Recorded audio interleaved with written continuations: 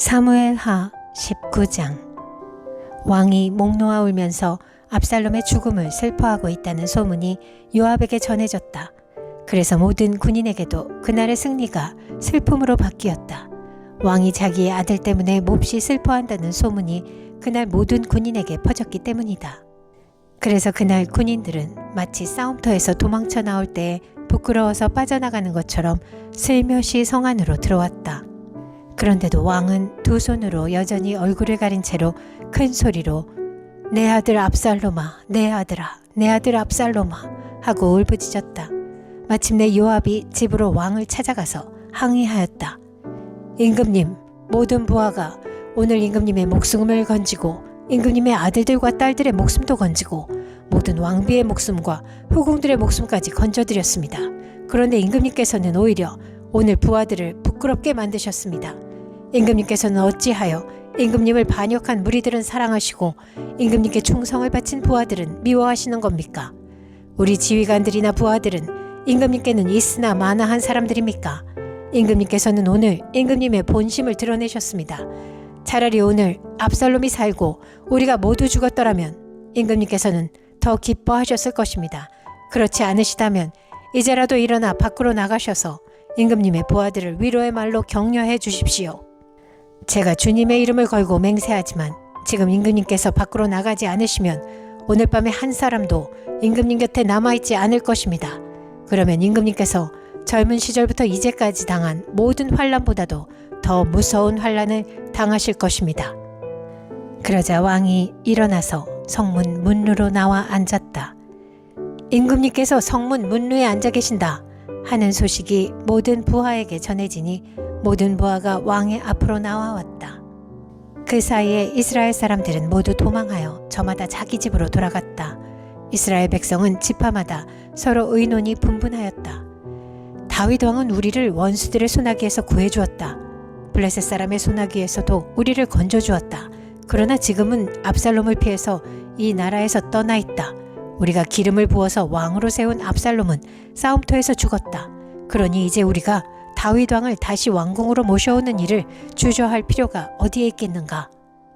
온 이스라엘이 하는 말이 다윗 왕에게 전달되었다. 다윗 왕은 두 제사장 사독과 아비아달에게 사람을 보내서 이렇게 말하였다. 유다 장로들에게 나의 말을 전하여 주십시오. 그들이 어찌하여 왕을 다시 왕궁으로 모시는 일에 맨 나중이 되려고 하는지. 그들은 나의 친족이요 나의 고륙지친인데 어찌하여 왕을 다시 모셔오는 일에 맨 나중이 되려고 하는지 물어보시기 바랍니다. 그리고 아마사에게는 그가 나의 고륙지친이면서도 요압을 대신하여 군대 사령관이 되지 않는다면 하나님이 나에게 무슨 벌을 내리시더라도 내가 달게 받겠다고 하더라고 알려주십시오. 이렇게 다윗이 모든 유다 사람의 마음을 하나같이 자기 쪽으로 기울게 하니 그들이 왕에게 사람을 보내서 말하였다. 임금님께서는 부하들을 모두 거느리고 어서 빨리 돌아오시기를 바랍니다. 다윗 왕이 돌아오는 길에 요단 강가에 이르렀는데 유다 사람들이 왕을 맞이하여 요단강을 건너게 하려고 이미 길갈에 와 있었다. 바후림에 사는 베냐민 사람으로 게라의 아들인 시므이도 급히 와서 다윗 왕을 맞이하려고 모든 유다 사람들과 함께 내려왔다. 그는 베냐민 사람 1000명을 거느리고 사울 집안의 종 시바와 함께 왔는데 시바도 자기의 아들 15명과 자기의 종 20명을 다 데리고 나아왔다. 이들은 요단강을 건너서 왕 앞으로 나아왔다. 그들은 왕의 가족이 강을 건너는 일을 도와서 왕의 환심을 사려고 나룻배로 건너갔다. 왕이 요단강을 건너려고 할 때에 게라의 아들 시므이가 왕 앞에 엎드려서 말하였다. 임금님, 이 종의 허물을 마음에 두지 말아 주십시오. 높으신 임금님께서 예루살렘에서 떠나시던 날 제가 저지른 죄악을 임금님께서는 기억하시거나 마음에 품지 말아 주십시오. 바로 제가 죄를 지은 줄을 이 종이 잘 알고 있습니다. 그렇기 때문에 제가 오늘 요셉 지파의 모든 사람 가운데서 맨 먼저 높으신 임금님을 맞으러 내려왔습니다. 스루야의 아들 아비새가 그 말을 받아서 왕에게 말하였다. 주님께서 기름 부어 세우신 분을 시므이가 저주하였으니 그것만으로도 시므이는 죽어야 마땅한 줄 압니다. 그러나 다윗이 말하였다. 스루야의 아들들은 들어라. 나의 일에 왜 너희가 나서서 오늘 나의 대적이 되느냐? 내가 오늘에서야 온 이스라엘의 왕이 된 것 같은데 이런 날에 이스라엘에서 사람이 저영을 받아서야 되겠느냐? 왕이 시므에게 맹세하였다. 너는 처형을 당하지 않을 것이다. 그때 사울의 손자 무비보셋도 왕을 맞으러 내려왔다. 그는 왕이 떠나간 날부터 평안하게 다시 돌아오는 날까지 발도 씻지 않고 수염도 깎지 않고 옷도 빨아입지 않았다. 그가 예루살렘에서 와서 왕을 맞이하니 왕이 그에게 물었다. 무비보셋은 어찌하여 나와 함께 떠나지 않았느냐? 그가 대답하였다. 높으신 임금님, 저는 다리를 절기 때문에 나귀를 타고 임금님과 함께 떠나려고 제가 탈 나귀에 안장을 얹으라고 저의 종에게 일렀으나 종이 그만 저를 속였습니다. 그리고는 그가 임금님께 가서 이 종을 모함까지 하였습니다.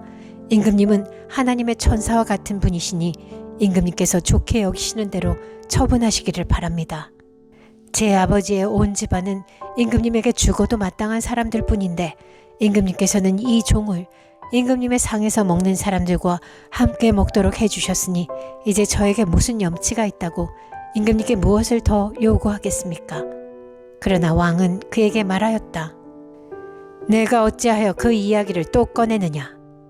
나는 이렇게 결정하겠다. 너는 시바와 밭을 나누어라. 무비보셋이 왕에게 아뢰었다. 높으신 임금님께서 안전하게 왕궁으로 돌아오시게 되었는데 이제 그가 그 밭을 다 차지한들 어떻습니까? 그때 길르앗 사람 바르실레도 로글림에서 내려와서 왕이 요단강을 건너는 일을 도우려고 요단 강가에 이르렀다. 바르실레는 아주 늙은 사람으로 나이가 80살이나 되었다. 그는 큰 부자였으므로 왕이 마하나임에 머물러 있는 동안에 왕에게 음식을 공급하였다. 왕이 바르실레에게 말하였다. 노인께서는 나와 함께 건너가시지요. 나와 같이 가시면 내가 잘 대접하겠습니다. 그러나 바르실레는 왕에게 아뢰었다. 제가 얼마나 더 오래 산다고 임금님과 함께 예루살렘으로 올라가겠습니까?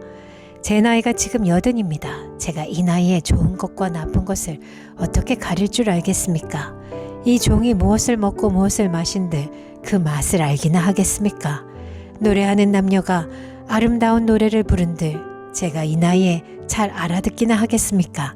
그러니 이 종이 높으신 임금님께 다시 짐이 되어서야 되겠습니까? 이 종은 임금님을 모시고 요단강을 건너려는 것뿐인데 어찌하여 임금님께서는 이러한 상을 저에게 베푸시려고 하십니까?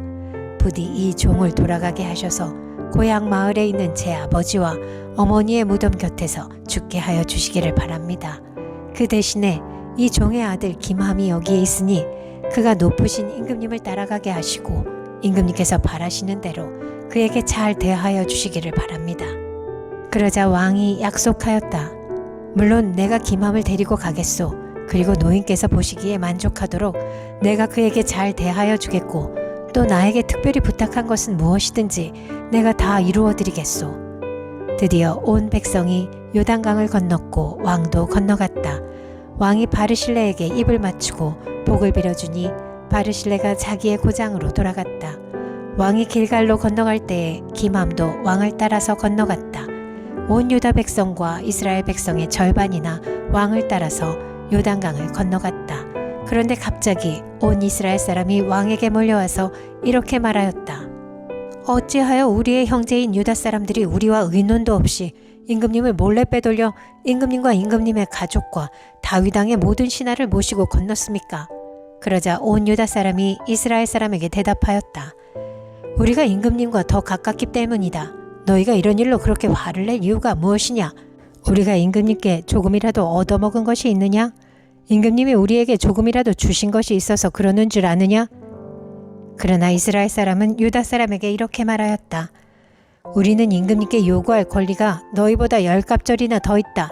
그런데 어찌하여 너희는 우리를 무시하였느냐? 높으신 임금님을 우리가 다시 모셔와야 되겠다고 맨 먼저 말한 사람이 바로 우리가 아니었느냐? 그래도 유다 사람의 말이 이스라엘 사람의 말보다 더 강경하였다. 사무엘하 20장. 그 즈음에 불량배 한 사람이 그곳에 있었는데 그의 이름은 세바였다. 그는 비그리의 아들로서 베냐민 사람이었다. 그는 나팔을 불면서 이렇게 외쳤다. 우리가 다윗에게서 얻을 몫은 아무것도 없다. 우리가 이새의 아들에게서 물려받을 유산은 아무것도 없다. 그러니 이스라엘 사람들아, 모두들 자기의 집으로 돌아가자. 이 말을 들은 온 이스라엘 사람은 다윗을 버리고 비그리의 아들 세바를 따라갔다. 그러나 유다 사람은 요단강에서 예루살렘에 이르기까지 줄곧 자기들의 왕을 따랐다. 다윗은 예루살렘의 왕궁으로 돌아온 뒤에 예전에 왕궁을 지키라고 남겨둔 후궁 10명을 붙잡아서 방에 가두고 감시병을 두었다. 왕이 그들에게 먹을 것만 주고 더 이상 그들과 잠자리를 함께 하지 않았으므로 그들은 죽을 때까지 갇혀서 생과부로 지냈다. 왕이 아마사에게 명령하였다. 장군은 유다 사람을 사흘 안에 모아 나에게 데려오고 그대도 함께 오시오. 아마사가 유다 사람을 모으러 갔으나 왕이 그에게 정하여 준 기간을 넘겼다. 그래서 다윗은 아비새에게 명령하였다. 이제 비그리의 아들 세바가 압살롬보다도 더 우리를 해롭게 할 것이오. 그러므로 장군은 나의 부하들을 데리고 그를 뒤쫓아가시오. 혹시라도 그가 잘 요새화된 성읍들을 발견하여 그리로 피하면 우리가 찾지 못할까 염려되어. 그래서 요압의 부하들과 그렛 사람과 블렛 사람과 모든 용사가 비그리의 아들 세바를 뒤쫓아가려고 아비새를 따라 예루살렘 밖으로 나갔다. 그들이 기브온의 큰 바위 곁에 이르렀을 때에 아마사가 그들의 앞으로 다가왔다. 요압은 금복을 입고 허리에 띠를 띠고 있었는데 거기에는 칼집이 달려 있었고 그 칼집에는 칼이 들어 있었다. 요압이 나아갈 때에 칼이 빠져나와 있었다. 요압은 아마사에게 형님 평안하시오? 하고 말하면서 오른손으로 아마사의 턱수염을 붙잡고 입을 맞추었다. 요압이 다른 손으로 칼을 빼어 잡았는데 아마사는 그것을 눈치채지 못하였다. 요압이 그 칼로 아마사의 배를 찔러서 그의 창자가 땅바닥에 쏟아지게 하니 다시 찌를 필요도 없이 아마사가 죽었다. 그런 다음에 요압은 자기 동생 아비새와 함께 비그리의 아들 세바를 뒤쫓아갔다. 그때 요압의 부하 한 사람이 아마사의 주검 곁에 서서 외쳤다. 요압을 지지하는 사람과 다윗 쪽에 선 사람은 요압 장군을 따르시오. 그러나 아마사가 큰 길의 한가운데서 피투성이가 되어 있었으므로 지나가는 모든 군인이 멈추어 서는 것을 요압의 부하가 보고 아마사를 큰 길에서 들판으로 치워 놓았다. 그런데도 그의 곁으로 지나가는 군인마다 멈추어 서는 것을 보고 요압의 부하가 아마사의 주검을 옷으로 덮어 놓았다. 그가 큰 길에서 아마사를 치우자 군인들이 모두 요압을 따라서 비그리의 아들 세바를 뒤쫓아갔다. 세바가 모든 이스라엘 지파 가운데로 두루 다니다가 아벨 지역과 벳마아가 지역과 베림의 온 지역까지 이르렀다. 그곳 사람들이 모두 모여서 그의 뒤를 따랐다. 요압을 따르는 군인들은 그곳에 이르러서 벳마아가의 아벨을 포위하고 세바를 치기 시작하였다. 그들이 성읍을 보면서 둔덕을 쌓으니 이 둔덕이 바깥 성벽의 높이만큼 솟아올랐다. 요압을 따르는 모든 군인이 성벽을 무너뜨리려고 부수기 시작하니 그 성읍에서 슬기로운 여인 하나가 이렇게 외쳤다. 제 말을 들어보십시오. 좀 들어보시기 바랍니다. 제가 장군께 드릴 말씀이 있으니 요압 장군께 이리로 가까이 오시라고 말씀을 좀 전하여 주십시오. 요압이 그 여인에게 가까이 가니 그 여인이 요압 장군이십니까? 하고 물었다. 요압이 그렇소 하고 대답하니 그 여인이 요압에게 이 여종의 말을 좀 들어보시기 바랍니다 하였다. 요압이 말하였다. 어서 말하여 보시오. 그 여인이 말하였다. 옛날 속담에도 물어볼 것이 있으면 아벨 지역에 가서 물어보아라 하였고 또 그렇게 해서 무슨 일이든지 해결하였습니다. 저는 이스라엘에서 평화롭고 충실하게 사는 사람들 가운데 하나입니다. 그런데 장군께서는 지금 이스라엘에서 어머니와 같은 성읍을 하나 멸망시키려고 애쓰십니다. 왜 주님께서 주신 유산을 삼키려고 하십니까? 요압이 대답하였다. 나는 절대로 그러는 것이 아니요. 정말로 그렇지가 않소. 나는 삼키거나 멸망시키려는 것이 아니요. 그 일이 그런 것이 아니요. 사실은 에브라임 산간지방 출신인 비그리의 아들 세바라는 사람이 다윗 왕에게 반기를 들어서 반란을 일으켰소. 여러분이 그 사람만 내주면 내가 이 성읍에서 물러가겠소. 그 여인이 요압에게 말하였다. 그렇다면 그의 머리를 곧 성벽 너머로 장군께 던져드리겠소. 그런 다음에 그 여인이 온 주민에게 돌아가서 슬기로운 말로 설득시키니 그들이 비그리의 아들 세바의 머리를 잘라서 요압에게 던져주었다. 요압이 나팔을 부니 모든 군인이 그 성읍에서 떠나 저마다 자기 집으로 흩어져서 돌아갔다. 요압은 왕이 있는 예루살렘으로 돌아왔다. 요압은 온 이스라엘의 군대 사령관이 되고 여호야다의 아들 브나야는 그렛 사람과 블렛 사람으로 이루어진 경호원들의 지휘를 맡고 아도니람은 부역 감독관이 되고 아힐루세 아들 여호사밧은 역사 기록관이 되고 스와는 서기관이 되고 사독과 아비아달은 제사장이 되고 야엘 사람 이라는 다윗의 제사장이 되었다. 사무엘하 21장. 다윗 시대에 세 해 동안 흉년이 들었다. 다윗이 주님 앞에 나아가서 그 곡절을 물으니 주님께서 대답하셨다. 사울과 그의 집안이 기브온 사람을 죽여 살인죄를 지은 탓이다. 다윗은 기브온 사람을 불러다가 물어보았다. 기브온 사람은 본래 이스라엘 백성의 자손이 아니라 아모리 사람 가운데서 살아남은 사람들이며 이미 이스라엘 백성이 그들을 살려주겠다고 맹세하였는데도 사울은 이스라엘과 유다 백성을 편파적으로 사랑한 나머지 할 수 있는 대로 그들을 다 죽이려고 하였다. 다윗이 기브온 사람에게 물었다. 내가 당신들에게 어떻게 하면 좋겠소? 내가 무엇으로 보상을 하여야 주님의 소유인 이 백성에게 복을 빌어주시겠소? 기브온 사람들이 그에게 말하였다. 사울이나 그의 집안과 우리 사이의 갈등은 은이나 금으로 해결할 문제가 아닙니다. 우리는 이스라엘 사람을 죽일 생각은 없습니다. 다윗이 그에게 물었다. 그러면 당신들의 요구가 무엇이오? 내가 들어주겠소. 그들이 왕에게 말하였다. 사울은 우리를 학살한 사람입니다. 그는 이스라엘의 영토 안에서 우리가 어느 곳에서도 살아남지 못하도록 우리를 몰살시키려고 계획한 사람입니다. 그의 자손 가운데서 남자 7명을 우리에게 넘겨주시기를 바랍니다. 그러면 주님께서 택하신 왕 사울이 살던 기브아에서 우리가 주님 앞에서 그들을 나무에 매달겠습니다. 왕이 약속하였다. 내가 그들을 넘겨주겠소. 그러나 다윗은 사울의 아들인 요나단과 그들 사이에 계시는 주님 앞에서 맹세한 일을 생각하여 사울의 손자요 요나단의 아들인 무비보셋은 아껴서 빼놓았다. 그 대신에 왕은 아야의 딸 리스바가 사울과의 사이에서 낳은 두 아들인 알모니와 무비보셋을 붙잡고 또 사울의 딸 메라비 모홀라 사람 바르실레의 아들인 아드리엘과의 사이에서 낳은 아들 5을 붙잡아다가 기브온 사람의 손에 넘겨주었다. 기브온 사람이 주님 앞에서 그들을 산에 있는 나무에 매달아 놓으니 그 7이 다 함께 죽었다.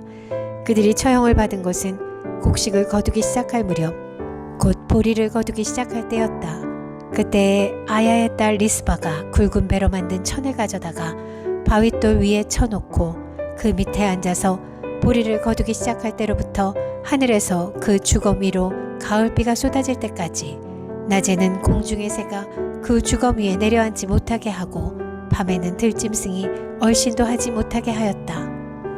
아야의 딸이며 사울의 첩인 리스바가 이렇게 하였다는 소문이 다윗에게 전해지니 다윗이 길르앗의 야베스로 가서 사울의 뼈와 그의 아들 요나단의 뼈를 그 주민에게서 찾아왔다. 블레셋 사람이 길보아 산에서 사울을 죽일 때에 블레셋 사람이 사울과 요나단의 시신을 벳산의 광장에 매달아 두었는데 거기에서 그 시신을 몰래 거두어 간 이들이 바로 길르앗의 야베스 주민이다.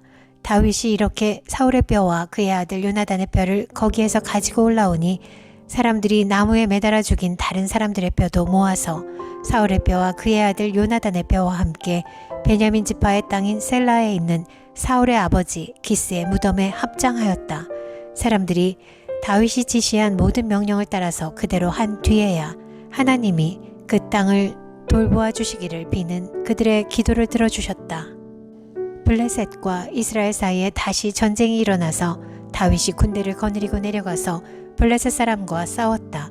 블레셋 사람과 싸우는 전투에서 다윗이 몹시 지쳐있을 때에 거인족의 자손인 이스비 브노비라는 사람이 300세겔이나 되는 청동 창을 들고 허리에는 3칼을 차고 다윗을 죽이려고 덤벼들었다. 그러자 수르야의 아들 아비새가 그 블레셋 사람을 쳐 죽이고 다윗을 보호하였다. 그런 다음에는 다윗의 부하들이 다윗에게 다시는 자기들과 함께 싸움터에 나가지 않겠다고 약속을 받고서 그에게 말하였다. 임금님은 이스라엘의 등불이십니다. 우리는 우리의 등불이 꺼지지 않도록 지키고자 합니다. 그 뒤에 다시 곱에서 블레셋 사람과 전쟁이 일어났다. 그때에 후사 사람 시브게가 거인족의 자손인 삽을 쳐 죽였다. 또 곱에서 블레셋 사람과 전쟁이 일어났다. 그때에는 베들레헴 사람인 야레오르김의 아들 엘하난이 가드 사람 골리앗을 죽였는데 골리앗의 창자루는 배틀 앞다리같이 굵었다. 또 가드에서 전쟁이 벌어졌을 때에 거인이 하나 나타났는데 그는 손가락과 발가락이 6개씩 모두 24이었다. 이 사람도 거인족의 자손 가운데 하나였다. 그가 이스라엘을 조롱함으로 다윗의 형 삼마의 아들 요나단이 그를 쳐 죽였다. 이 네 사람은 모두 가드에서 태어난 거인족의 자손인데 다윗과 그 부하들에게 모두 죽었다.